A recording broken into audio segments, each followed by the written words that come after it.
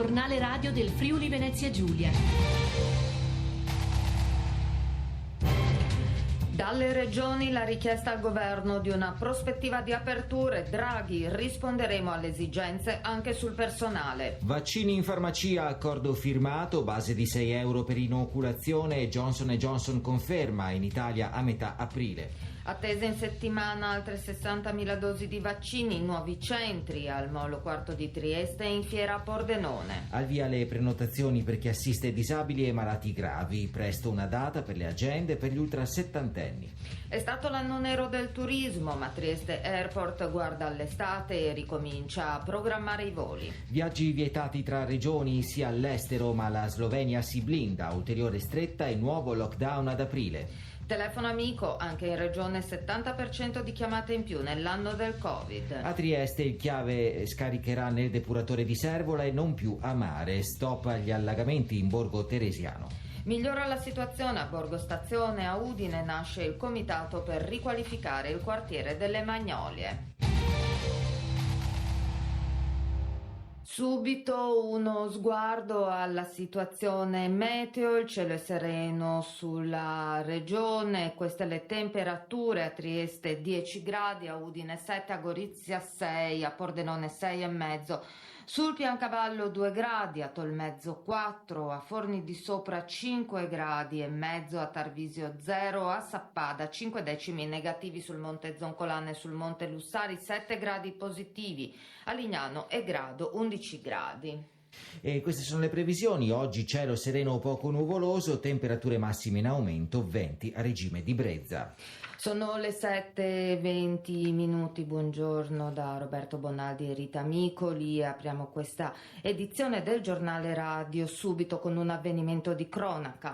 Vigili del fuoco al lavoro dalle 2 di questa notte per spegnere un incendio scoppiato all'esterno della ditta Camilot a Ronchis di Latisana. L'impresa è specializzata nel trattamento e nel recupero di rifiuti. Per cause ancora da accertare, un rogo è divampato nell'area in cui vengono stoccati i materiali. Rientrate le 2 squadre di Vigili del fuoco di Udine, sono ancora sul posto gli uomini del distaccamento di Latisana, i volontari di Lignano e di Codroipo.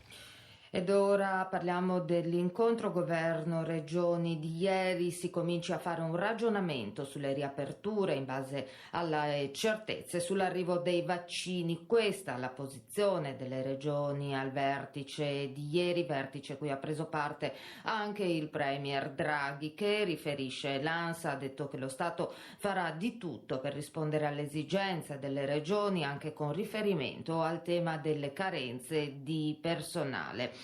Dal governatore Massimiliano Fedriga la richiesta di reintrodurre la zona gialla. Fedriga critico poi sul meccanismo che fa scattare la zona rossa automatica oltre i 250 contagi settimanali ogni 100.000 abitanti, che penalizza, ha ribadito il presidente della regione, chi fa molti tamponi. Il testo del prossimo decreto Covid non è ancora pronto, non è il momento per dire riapriamo tutto, ma se i numeri, nel disegno di legge nel decreto servirebbe un automatismo per prevedere aperture mirate. Così, secondo le agenzie, il ministro degli affari regionali Maria Stella Gelmini, dopo l'incontro di ieri con le regioni. Ieri intanto è stato firmato dal ministro della Salute Speranza il protocollo con le regioni per far ripartire le inoculazioni nelle farmacie. Sarà riconosciuta una remunerazione di €6 a inoculazione.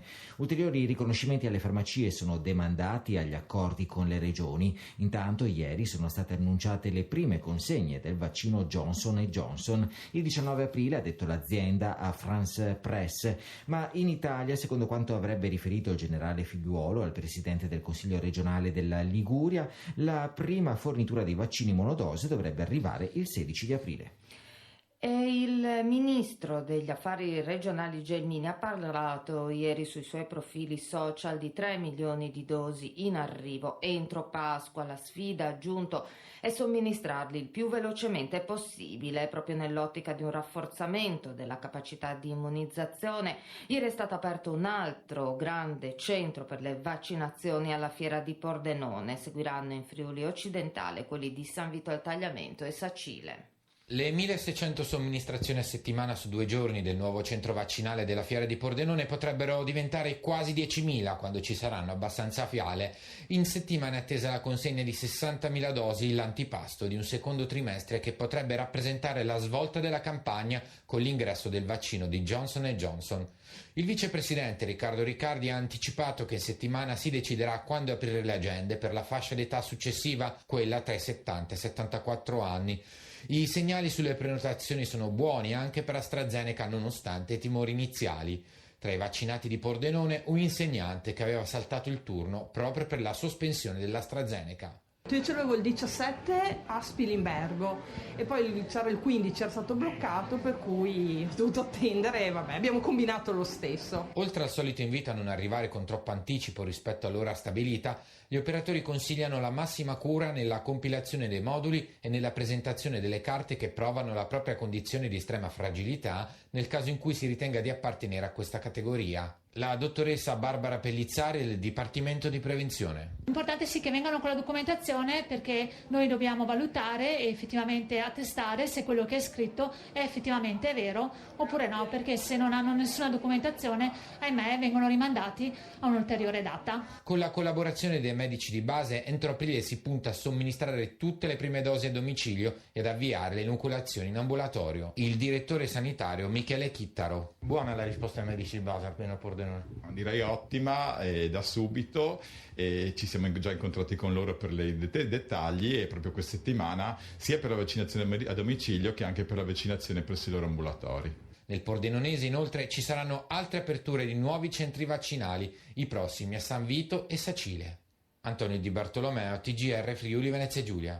Asugi, azienda sanitaria universitaria Giuliano Isontina, attiverà nuove sedi di somministrazione dei vaccini al Molo IV di Trieste, nella palestra comunale di Aurisina e in quella di Ronchi dei Legionari, mentre è ancora da individuare il luogo in cui si faranno le vaccinazioni a Muggia. 4-5 postazioni saranno disponibili anche a Cormons, nel poliambulatorio dell'ex ospedale. Sempre a Cormons, dal 1 aprile, i tamponi verranno fatti nei locali del distretto, in Viale Venezia Giulia e non più in ambulatorio privato. Da domani, mercoledì 31 marzo, i conviventi delle persone vulnerabili per patologia riferita alle categorie 1B e 1C e i conviventi e i caregiver che forniscono assistenza continuativa in forma gratuita o a contratto di disabili gravi ai sensi della legge 104 già vaccinati o che non intendono vaccinarsi potranno prenotare la vaccinazione tramite il centro unico di prenotazione delle aziende sanitarie e delle farmacie oppure attraverso il call center al numero 04 34 22 35 22. Al momento della vaccinazione dovrà essere consegnato il modulo B compilato, da oggi reperibile sul sito della Regione, nel quale vengono identificati sia il soggetto vulnerabile già vaccinato o che non intende vaccinarsi e sia i suoi conviventi e caregiver. Bisognerà specificare per il primo caso, cioè vulnerabili per patologia, unicamente di essere convivente di una persona vulnerabile già vaccinata o che non intende vaccinarsi. Per il secondo caso, cioè disabili gravi, oltre al convivente anche l'eventuale caregiver. Non saranno vaccinate le persone che impropriamente chiederanno l'immunizzazione non avendone i requisiti. Presentarsi all'appuntamento per la vaccinazione anti-Covid all'orario definito nel promemoria e non con largo anticipo per ridurre il rischio di assembramenti, lo ribadisce l'azienda sanitaria universitaria Friuli Centrale, rassicurando che le dosi sono in numero sufficiente per tutta la popolazione in base alla programmazione giornaliera e ribadendo la necessità di presentarsi all'appuntamento con la modulistica già compilata per consentire uno svolgimento delle operazioni rapido ed organizzato. Ancora un record dei ricoveri in terapia intensiva in regione, toccata ieri quota 86, salgono di 18 unità anche i posti letto occupati negli altri reparti, siamo a 680, vicino ai livelli di inizio gennaio.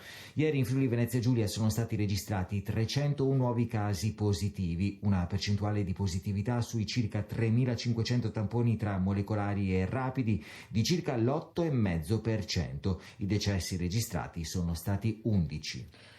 Spostamenti tra regioni vietati, protesta delle categorie perché comunque è consentito invece recarsi all'estero anche in vacanza, ma intanto si comincia a pensare all'estate e tra i segnali di risveglio del settore turistico c'è anche la ripresa dei voli dall'aeroporto di Ronchi dei Legionari. Lo scalo, pur avendo subito il contraccolpo della crisi, è comunque riuscito a limitare i danni. Il programma dei voli estivi da e per il Trieste Airport è già in vendita nei siti online delle varie compagnie aeree ed è consultabile anche sul sito dell'aeroporto. L'offerta comincia ad aumentare da aprile e progressivamente nei mesi successivi, anche se sarà l'andamento della pandemia a condizionare il traffico. L'amministratore delegato dello scalo, Marco Consalvo. Avremo collegamenti soprattutto domestici con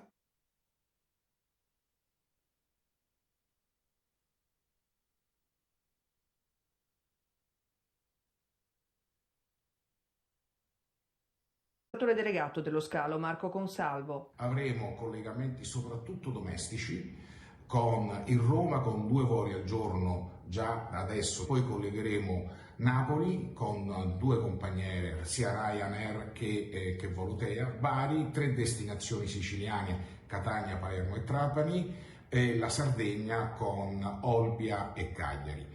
Partirà a maggio anche il traffico internazionale, avremo il Londra-Stansted, il Valencia e il Malta con Ryanair e soprattutto 13 voli a settimana di Lufthansa per Francoforte. Si comincia a vedere un discreto traffico da maggio, quando l'aeroporto regionale potrà contare su 35 voli complessivi settimanali che da giugno, col previsto ulteriore incremento delle frequenze, potrebbero arrivare a 60 con una media giornaliera di 8-9 voli, una riapertura che si spera possa essere solida e progressiva per non dover tornare indietro come a inizio seconda ondata, afferma ancora la Di Consalvo, che per l'estate punta a implementare le 8 destinazioni domestiche e per settembre a riaprire su Milano, se non con Alitalia, con un operatore in partnership con la nuova compagnia di bandiera. Intanto, nell'anno più nero per il trasporto aereo, lo scalo regionale è riuscito comunque a limitare i danni. Ancora Consalvo. Noi abbiamo perso il 73% del traffico. Chiuderemo l'anno finanziario 2020 con una perdita, anche se contenuta, di circa 1,5 milioni, ma siamo riusciti ad avere un margine operativo lordo positivo, questo grazie al percorso di ristrutturazione che abbiamo fatto negli anni precedenti. Lara Boccalonti, GR Friuli Venezia Giulia. Si avvicina la Pasqua, le forze dell'ordine si preparano a mettere in campo controlli più rigidi per limitare la mobilità e nuove regole riguardano anche i confini. Evitare una Pasqua meno rossa per i furbetti delle seconde case provenienti da oltreconfine. Il commissario di governo Valerio Valenti terrà a mezzogiorno il Comitato per l'Ordine e la Sicurezza, dove si organizzeranno i controlli per il lungo weekend di festa, con focus particolare sui confini. Molti austriaci e tedeschi sono proprietari di seconde case nelle località turistiche della regione. L'obiettivo è quello di azzerare gli afflussi. Le regole fino al 6 aprile prevedono restrizioni particolari per chi arriva dalla Carinzia e gli altri Länder di Vienna. Non basta il tampone negativo, serve anche la quarantena e un ulteriore tampone di uscita. Prescrizioni addirittura più ferree che per chi vuole attraversare il confine nell'altro senso, con la differenza dei controlli ai valichi. In Austria sono al tappeto, da noi a Campione e molto più rari. Nuove restrizioni per chi deve attraversare il confine sloveno. Chiunque provenga dall'Italia, fa eccezione solo la Sardegna, deve rimanere in quarantena per 10 giorni dopo aver varcato la frontiera, a meno che non presenti il referto di un tampone molecolare negativo risalente a non più di 48 ore prima, un certificato di positività non più vecchio di 6 mesi, o uno di vaccinazione con la seconda dose risalente a 2-3 settimane prima in base al vaccino somministrato. I tamponi rapidi rimangono validi per trasfrontalieri e studenti. La Slovenia ha anche chiuso alcuni valichi minori, garantita l'apertura 24 ore su 24 solo a Fernetti, Rabuiese e Sant'Andrea. Dal 1 aprile per 11 giorni il paese sarà in lockdown quasi totale, chiuse tutte le scuole, i negozi non essenziali, stop anche ai riti religiosi e limitazioni agli spostamenti dei cittadini. Trieste, Andrea Saule, TGR Friuli Venezia Giulia. Per arginare le sensazioni di isolamento e solitudine che la seconda Pasqua vissuta in pandemia potrebbe portare con sé, i volontari dell'organizzazione Telefono Amico Italia saranno attivi 24 ore su 24 da sabato 3 a lunedì 5 aprile, pronti a rispondere al numero gratuito 02 2327 2327. Telefono Amico è presente in Friuli Venezia Giulia con il centro locale di Udine. Negli ultimi 12 mesi le richieste di aiuto sono aumentate del 70% rispetto rispetto all'anno medio, mostrando un quadro eterogeneo delle emozioni provate dagli utenti. A fare il punto è Monica Petra, presidente di Telefono Amico Italia. Il vissuto più frequente è stato quello legato alla tristezza, a stati di abbattimento, anche di depressione in alcuni casi. A questo si accompagnano poi delle specificità che in qualche modo sono legate anche alle fasce di età, e quindi i più giovani hanno manifestato vissuti di angoscia e di ansia. Man mano che si va su con l'età, quindi a partire dai 25 anni, il fenomeno si è arricchito con il racconto invece di sentimenti di inquietudine che sono legati allo smarrimento, alla preoccupazione per l'avvenire, per le prospettive incontro alle quali le persone andavano. Man mano invece che si va avanti, gli over 45 in particolare hanno segnalato, soprattutto negli ultimi mesi, un'emozione un po' diversa, perché 1 su 10 di loro è arrabbiato, quindi immagino possa essere in qualche modo lo specchio anche della frustrazione, della stanchezza di convivere con limitazioni che a questo punto cominciano a protrarsi effettivamente da un anno. Una telefonata che cosa può fare? Un contatto, un dialogo con qualcun altro sono gli strumenti che ci consentono innanzitutto di abbassare la soglia dell'ansia e allargare anche le nostre prospettive. Nel momento in cui invece dialoghiamo con qualcuno e con un qualcuno il cui obiettivo è appunto quello di consentirci di recuperare uno stato di equilibrio, quel confronto, quel dialogo diventano lo strumento non solo per scaricare l'ansia, la tensione, per sfogarsi come si dice normalmente, ma anche per allargare le proprie prospettive e riconoscere a se stessi tutte le capacità, le potenzialità, tutte le possibilità che sono a disposizione in un tempo che può essere oggi oppure in un tempo che può essere domani. Voltiamo pagina, ripercussioni sulla produzione in Electrolux a Porcia a causa della lunga interruzione del traffico lungo il canale di Suez. Ora risolta, la fornitura di alcune schede è ritardata a tempo indefinito, hanno annunciato ieri le RSU. La programmazione della produzione dello stabilimento subirà così un rallentamento con la sospensione delle attività produttive nelle linee 1 e 2 in entrambi i turni nelle giornate di venerdì 2 e di martedì 6 aprile. Firmato un accordo per un piano coordinato di interventi per prevenire i rischi idrici legati al torrente Chiave che scorre sotto la città di Trieste. Già stanziati e disponibili 2 milioni di euro per le opere. Dal cedimento in via Carducci nel 2017 all'accordo di programma per la prevenzione del rischio idraulico del torrente Chiave, ne è passata di acqua sotto la città di Trieste, ma ora il Chiave scaricherà nel depuratore di Servola e non più a mare, e non ci saranno nemmeno più allagamenti in Borgo Teresiano nel centro cittadino. Questo grazie al coordinamento e alla collaborazione fra tutti i soggetti coinvolti: Regione, Comune di Trieste, Autorità Portuale, Autorità Unica per i Servizi Idrici e Rifiuti, Acegas, APS Amga, permetterà di spendere rapidamente le risorse a partire dai 2 milioni di euro già disponibili. Un cambio di passo decisivo secondo il governatore Fedriga. I primi interventi 4 anni fa con l'opera di risanamento del torrente Chiave fino all'investimento che verrà concluso a maggio, sottolinea il sindaco di Piazza, con il collegamento di tutti i collettori da Opicina a Servola. Niente più scarichi a mare e non si verificherà nemmeno il fenomeno del riflusso delle acque in superficie, assicurano i tecnici di Acegas APS Amga. Oltre ad attraversare il centro, il torrente Chiave sfocia in un'area del Porto Vecchio. Il presidente dell'autorità portuale, Zeno D'Agostino, mette in evidenza le difficoltà di creazione della rete di intervento coordinato a causa dei limiti normativi ancora vigenti, anche per le assunzioni di responsabilità di natura economica cui ogni soggetto deve farsi carico. Sebastiano Franco, TGR, Friuli Venezia Giulia. La cronaca: è stato arrestato dai carabinieri di Gorizia un componente della banda dei raid che aveva colpito a inizio mese anche in un supermercato di Capriva del Friuli. L'uomo, un 25enne rumeno con precedenti, è stato fermato dopo 2 inseguimenti di una vettura rubata grazie alle segnalazioni relative ad altri colpi, in particolare gli assalti della cosiddetta banda della Ruspa, distributori di carburante sia nel Pordenonese che nell'India all'Interland udinese, il secondo inseguimento a Savogna dalla vettura. Sono stati persino lanciati 3 estintori da 6 kg e piedi di porco in ferro verso la vettura dei militari. Alla fine l'auto si è però schiantata contro un guardrail, gli uomini a bordo sono fuggiti a piedi. Con una battuta di 2 ore i carabinieri hanno intercettato uno dei fuggitivi, trovato anche un borsello con oltre 3.600 euro in contanti. Torniamo a Borgo Stazione, a Udine. A detta di chi abita e lavora in zona, la situazione dopo le recenti operazioni delle forze dell'ordine è migliorata. Intanto nasce un comitato di cittadini per decoro e sicurezza. C'è soddisfazione da parte dei residenti e dei commercianti per quanto riguarda la sicurezza a Borgo Stazione dopo le recenti operazioni di polizia che hanno letteralmente passato al setaccio l'intero quartiere.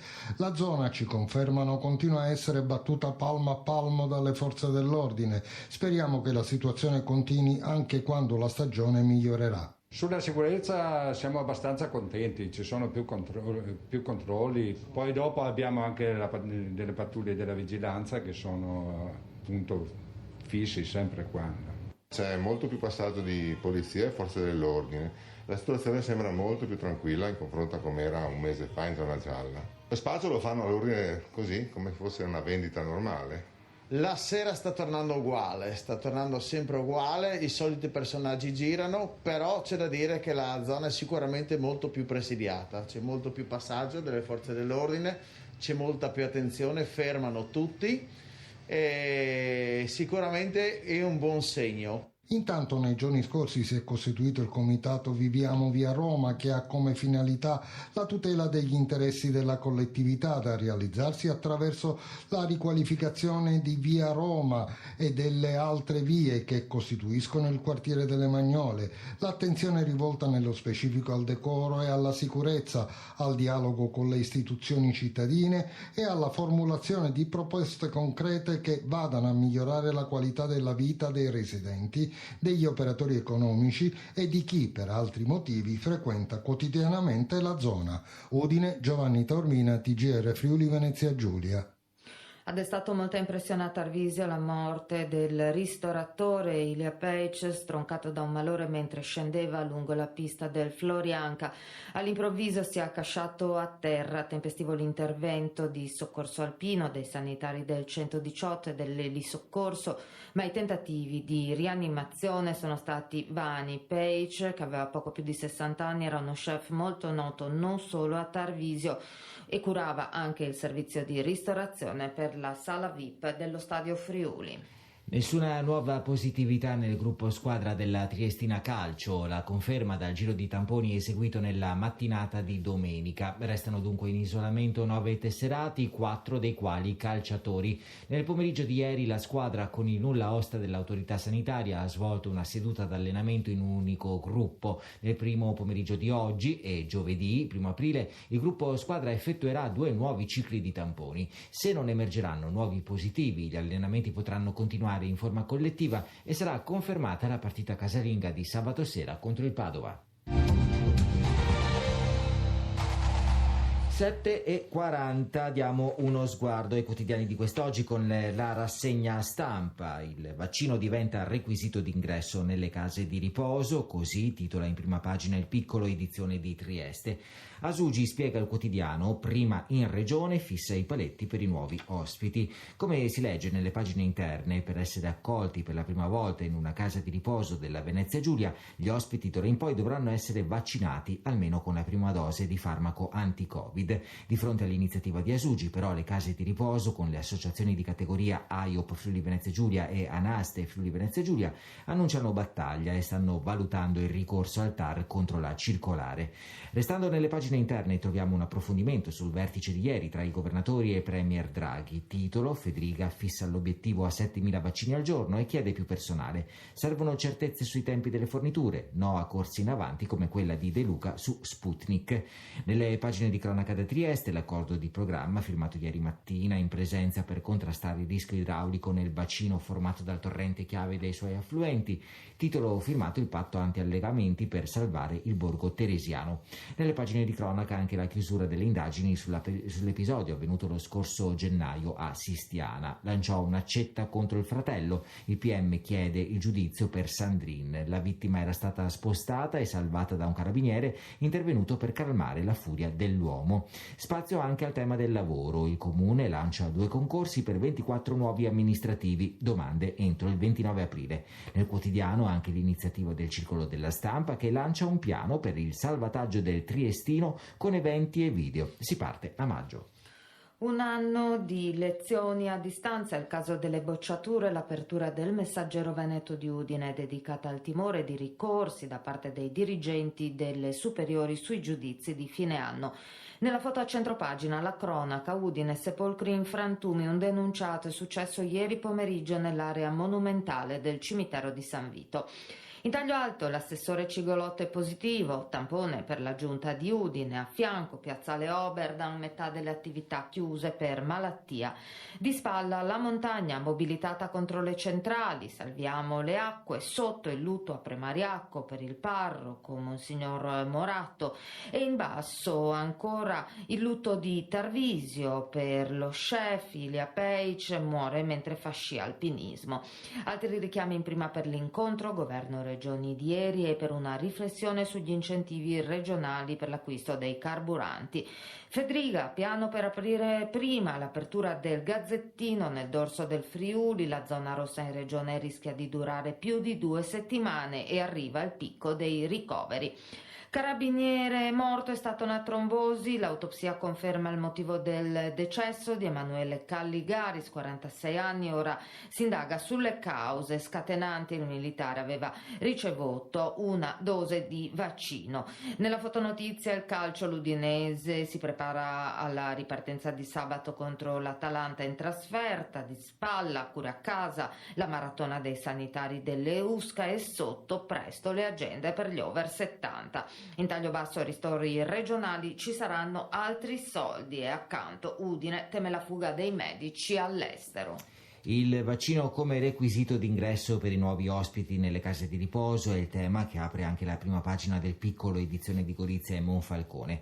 La fotonotizia riprende quanto sentito poco fa: la Slovenia sbarra i valichi minori nel goriziano. Passiamo all'apertura della cronaca di Gorizia. Chiedo chiarezza su Iris Acqua e per questo vengo attaccato. L'assessore Obizzi si dichiara stupito dall'iniziativa dell'organo di vigilanza. Siamo preoccupati di ciò che accade da un po' di tempo all'interno dell'azienda.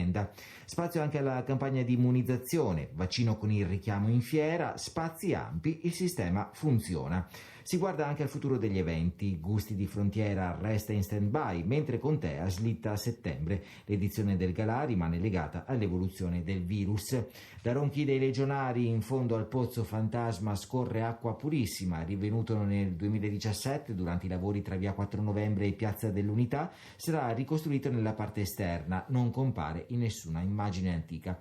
Ancora nel quotidiano sono 14 posti vacanti tra medici e pediatri da Farra fino a Grado. Le richieste di pensionamento mettono in crisi il servizio, abilitazione per 25 neolaureati ma incarichi solo nel 2022. Stessa apertura nell'inserto del Gazzettino di Pordenone rispetto al dorso di Udine sulle richieste della Regione al Governo, in particolare a rivedere il parametro dei 250 contagi per stabilire la zona rossa. Nella fotonotizia in coda al centro vaccini della Fiera di Pordenone aperto ieri. Banda della Ruspa, preso uno dei ladri, arrestato dai carabinieri di Gorizia dopo diversi inseguimenti. Di spalla, Sacile. Cane ferito a colpi di accetta nel cortile di casa, operato, ora i padroni vogliono darlo in adozione e sotto a Tions spara al gatto e caccia al teppista. In alto il calcio per il Pordenone, 20 giorni decisivi per centrare la salvezza. In taglio basso lavori sulla Pontebana, prigionieri del traffico sulla rotonda di Viale della Libertà. Sul Messaggero Veneto in prima pagina rispetto all'edizione di Udine c'è la foto del centro vaccinale aperto ieri in fiera, di spalla alla cronaca con le condanne per 7 anni per spaccio di cocaina durante il lockdown per una banda che agiva tra Friuli occidentale e Veneto. In taglio alto fermo produttivo alla Electrolux causato dal blocco di Suez, poi dal Consiglio Comunale il via libera alle modifiche statutarie in fiera. Sotto a Cordenon, contenzioso comune azienda, il cimitero resta senza luci, ancora Sacile il telefono amico gestito dall'Auser e in taglio basso dal calcio agli affari l'ex neroverde Burrai vuole gestire uno storico locale. Diamo uno sguardo anche ai quotidiani nazionali, perché nel Corriere della Sera di oggi c'è la storia di Elisa Merlino, studentessa di 26 anni che, come titola il quotidiano, salva i prati stabili. In meno di un mese dalla scoperta e dalla denuncia è riuscita a bloccare uno sbancamento non autorizzato nell'alveo del torrente Torre, comune di Povoletto, a Udine. L'impresa dovrà riseminare. E il prossimo 29 dicembre il quotidiano di Trieste Il Piccolo compie 140 anni. In attesa della ricorrenza la redazione ha scelto 10 parole chiave che definiscono l'identità di queste terre. Ad ognuna di queste sarà dedicato un inserto di 8 pagine. Il primo è uscito questa mattina, protagonista la Bora. Nella carta d'identità di Trieste alla voce segni particolari c'è scritto Bora, amata, odiata e fonte infinita di aneddoti. Tutti i triestini ne hanno almeno uno legato al vento di nord-est. Il quotidiano Il Piccolo sceglie di partire da qui per raccontare l'anima dei territori nei quali è radicato nella sua lunga marcia di avvicinamento alle celebrazioni per i 140 anni dalla fondazione. Era il 29 dicembre 1881. Arianna Boria, capo servizio Cultura e Spettacoli. Con il racconto di Pino Roveredo, che è nato in una giornata di borascura nel 1954 e tutta la sua vita e la sua opera è stata attraversata da questo vento. Poi abbiamo le foto di Adriano De Rota e di Ugo Borsatti che raccontano il 1954 e il 1956, tantissime annate di Bora tremenda a Trieste, e abbiamo una bellissima intervista di Cristina Comencini, la regista che 25 anni fa girò Va dove ti porta il cuore a Trieste. Cristina Comencini dovette subirla la Bora e anche affrontarla e riprodurla in qualche maniera nel film. Dopo quello sulla Bora, altri 9 inserti, uno al mese, dedicati ad altrettante parole chiave. Roberta Gianni, condirettore. Il prossimo numero sarà dedicato alla parola caffè, una parola che a Trieste e nella Venezia Giulia incrocia porto, commercio, cultura, ma anche costume e linguaggio. Poi seguiranno, le cito un po' in ordine sparso, parole come carso, come porto, come confini, come mule, parole che ci siamo divertiti a scegliere dopo esserci confrontati perché crediamo abbiano un tratto in comune, sono profondamente identitarie. Alessandra Zigaina, TGR Friuli Venezia Giulia. 7.49, AGMEN, Associazione Genitori di Piccoli Pazienti Emopatici e Neoplastici del Friuli Venezia Giulia, dona un'auto ibrida a 4 ruote motrici al centro di riferimento regionale per le cure palliative pediatriche dell'Istituto Burlo Garofalo di Trieste. Il mezzo permetterà agli operatori di raggiungere i bambini e le famiglie anche negli angoli più difficili della regione. La consegna si terrà alle 11 in Piazza Verdi a Trieste. Oltre lo schermo, aumentando l'apprendimento, è il quarto tema del ciclo Genitori Connessi, ideato da Rotary Pordenone Alto Livenza con il comune e alcuni istituti del territorio. Nell'incontro si discuterà di come gestire il futuro dell'apprendimento tra scuola e casa, con la possibilità di progettare in rete laboratori ed attività didattiche da svolgere proprio a casa. Appuntamento alle 19.30 sui canali social, dettagli sul sito genitoriconnessi.pn.it. Si parla di parità di genere nell'incontro che apre il ciclo di eventi online proposto dalla cooperativa Coop Alleanza 3.0. L'obiettivo è affrontare il tema in maniera non stereotipata e con un approccio concreto e approfondendo come lingua, dati e formazione possano contribuire al raggiungimento dell'uguaglianza di genere. Appuntamento alle 18 sul sito academy.coopalleanza3-0.it. La Pasqua del Covid è il tema dell'appuntamento con Don Luciano Padovese, fondatore del Centro Culturale Casa Antonio Zanuzzi di Pordenone. Teologo morale, operatore culturale, Don Luciano Padovese aiuterà ad attualizzare l'esperienza sociosanitaria che sta vivendo tutto il mondo con una riflessione concreta e mirata sulle ricorrenze religiose più importanti dell'anno liturgico. Alle 15:30 in streaming, informazioni sul sito centroculturapordenone.it con il link per la registrazione. La colonna silenziosa, i Lancieri di Novara da Verona al fronte del Don, presentazione del libro a cura dell'autore Simone Lorenzon alle 20:30 in streaming sulla pagina Facebook del sistema bibliotecario del Medio Friuli. Un'esplorazione della letteratura austriaca contemporanea per scoprirne le voci più interessanti, per la gran parte ancora inedite in Italia, è la proposta della conferenza online organizzata dal Dipartimento di Lingue e Letterature dell'Università di Udine in collaborazione con l'associazione Biblioteca Austriaca. Appuntamento alle 18 sulla piattaforma Teams. Un seminario virtuale per ricordare ed esplorare la figura dello scultore Oreste Dequel, istriano di nascita e triestino di elezione, autore di opere note a livello internazionale che negli Stati Uniti sono esposte accanto a quelle di De Chirico, De Pisis e Guttuso. La proposta del Circolo della Cultura e delle Arti di Trieste si terrà alle 17 su piattaforma Zoom. Per informazioni info@circoloculturaeartisti.ts.it. Radio Rai per il Friuli Venezia Giulia andrà in onda su questa rete dopo il GR1 delle 11 con la presentazione dei programmi regionali e le anticipazioni del giornale radio.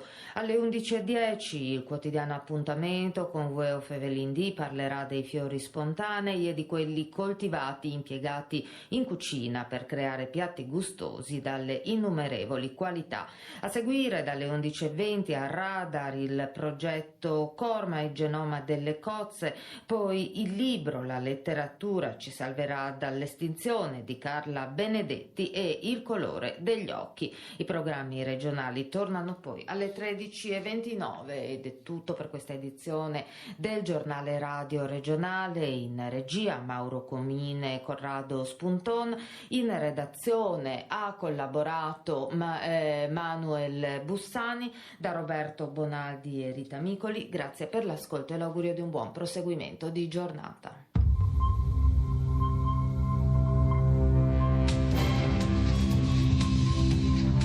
Abbiamo trasmesso TGR, giornale radio del Friuli Venezia Giulia.